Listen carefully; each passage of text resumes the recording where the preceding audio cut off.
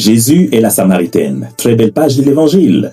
Avant d'entrer dans le vif du sujet, comprenons d'abord qui est cette femme. Elle n'a pas de nom. Le seul élément qui la définit est qu'elle est samaritaine, donc hérétique, infidèle à Dieu. Mais cependant, qui sont les deux amants au puits? L'Ancien Testament parle souvent du peuple d'Israël comme d'une épouse à laquelle le Seigneur est lié par un amour indéfectible. Rappelons qu'Israël en hébreu est féminin. Ce mariage n'a pas connu une issue heureuse. L'histoire d'amour a commencé dans le désert où Dieu et Israël ont vécu des expériences inoubliables. Puis commença l'infidélité de la mariée et sa trahison. Son engouement pour ses amants, la nostalgie des dieux égyptiens, le culte de Baal, des Cananéens, le flirt avec les dieux des Assyriens, des Babyloniens, des Perses et enfin le dieu des Romains. Cet état de choses provoque la jalousie de son mari. Quelle sera la réaction du Seigneur? Est-ce le rejet, le divorce ou la punition? Mais il n'en est pas question. Dieu dit dans Isaïe 54 au verset 6 et 7, qui pourrait abandonner sa première bien-aimée? Le Seigneur choisira une autre solution. Au prix de s'humilier devant l'épouse infidèle, il fera une reprise, la corrigeant parce que son seul but est de la reconquérir. Nous lisons dans Osée au chapitre 2, les versets 16 à 17, « Je vais donc la séduire, lui parler tendrement. Elle me répondra comme dans sa jeunesse, comme lorsqu'elle est sortie du pays d'Égypte. » À ce stade, l'identification de la Samaritaine est évidente. Il s'agit de l'épouse Israël, soutenue par toute son histoire d'amour et d'adultère. Elle a eu de nombreux maris, et celui qu'elle a maintenant n'est pas son mari. C'est alors au puits que Jésus la rencontre et veut la ramener vers le seul véritable amour, le Seigneur.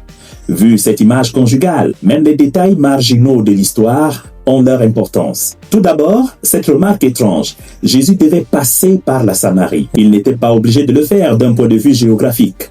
Il se trouvait en Jordanie, comme on peut le lire dans Jean au chapitre 3, verset 22. Et il aurait été beaucoup plus simple pour lui de redescendre le fleuve. Le verbe devoir ne peut que faire référence à cette envie irrésistible du marié, qui est Dieu, qui ne peut s'empêcher de rencontrer sa bien-aimée. Maintenant vient la mention « il était fatigué du voyage ». C'est d'ailleurs la seule fois dans l'Évangile où la fatigue de Jésus est mentionnée. Ce détail est introduit pour évoquer le long voyage que le Seigneur a dû parcourir pour retrouver l'épouse qu'il avait abandonnée. Des hauteurs du ciel, il est venu sur terre. Il est descendu jusqu'aux abîmes les plus profonds à la recherche de sa bien-aimée. Aucune distance, aucune difficulté, aucun effort ne l'ont découragé. Et là, on pense immédiatement à l'hymne de la lettre de Saint Paul apôtre aux Philippiens, au chapitre 2 des versets 6 à 8, où il est dit « Lui, devenu semblable aux hommes, s'est humilié jusqu'à la mort sur une croix. » Dès lors, nous sommes introduits au thème central du dialogue entre Jésus et la Samaritaine. Voyez-vous, les disciples sont partis à la recherche de la nourriture matérielle. La femme est venue puiser de l'eau au puits. Jésus, quant à lui, fournit à tous une nourriture et une eau qu'ils ne connaissent pas encore. La soif de la Samaritaine symbolise les besoins personnels qui tourmentent le cœur de l'épouse Israël. Le besoin de paix, d'amour, de sérénité, d'espoir, de bonheur, de sincérité, de cohérence et le besoin de Dieu. Ce sont là les besoins que chaque humain éprouve. L'eau du puits, quant à elle, représente les tactiques et les astuces que les humains utilisent pour étancher une soif qu'aucune chose matérielle ne peut satisfaire. L'eau vive que Jésus promet est d'un autre type. C'est l'Esprit de Dieu. C'est un amour qui remplit le cœur.